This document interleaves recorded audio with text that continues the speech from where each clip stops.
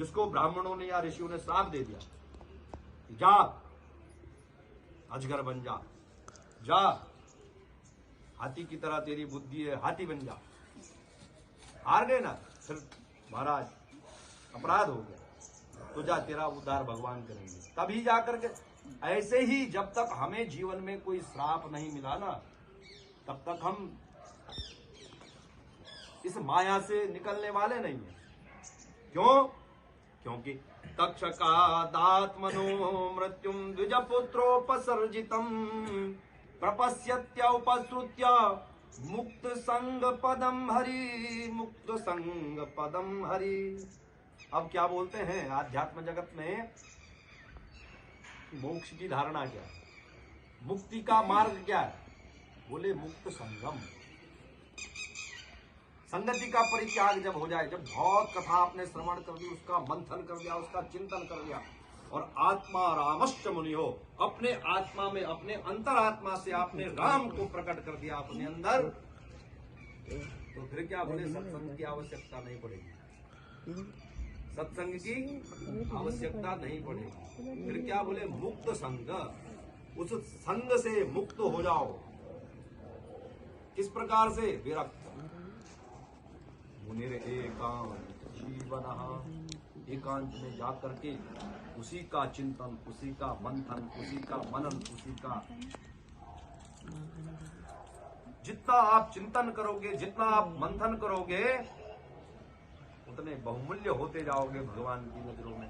और बहुमूल्य होते जाओगे तो फिर कीमत भी भगवान फटाफट लगाएंगे ना आपकी। जो महंगी चीज होती है उसकी कीमत ज्यादा होती है ना, होती है कि नहीं होती है? देखिए, मंथन करने का तात्पर्य क्या है? आप एक गाय ले आइए, कितने की आती है गाय आजकल? 40-50 हजार से कम नहीं आती है।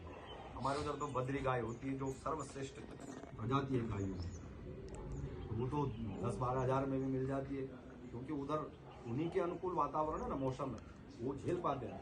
यदि इधर की गाय ले गए होलेस्टन, ये जर्सी, ये थोड़ा दूध कम कर देंगे, क्योंकि वातावरण उनके अनुकूल नहीं है। तो क्या आजकल 30-40, 1 लाख 2 लाख गाय आती है, लेकिन क्यों इतना महंगा खरीदते हैं? इससे हमें क्या ज्यादा मिले? अब दूध की कीमत कितनी है? कितना रुपए किलो मिलता है दूध? अलग 60 रुपए किलो ना, 50 रुपए, 60, 50 से कम तो नहीं होगा। यदि गाय का दूध आप लो तो 50 से कम नहीं होगा। तो कितना रुपए किलो? बोले 50 रुपए किलो। अब उसी दूध की दही बनती है कि नहीं बनती है?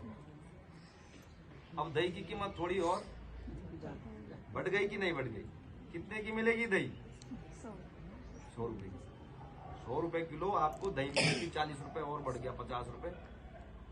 अब उसी दूध को, दूध से दही बनाई और दही के बाद फिर मक्खन जमाया, तो मक्खन की कीमत बढ़ेगी कि नहीं बढ़ेगी? क्योंकि मंथन हो रहा है, चिंतन हो रहा है। क्या हो रहा है? मंथन और चिंतन हो रहा है। अब मक्खन के बाद अंतिम चरण क्या होता है? घी की कीमत कितनी है आजकल? पहले मिलेगा ही नहीं आपको, भगवान मिल जाएंगे और घी नहीं मिलेगा, शुद्ध घी।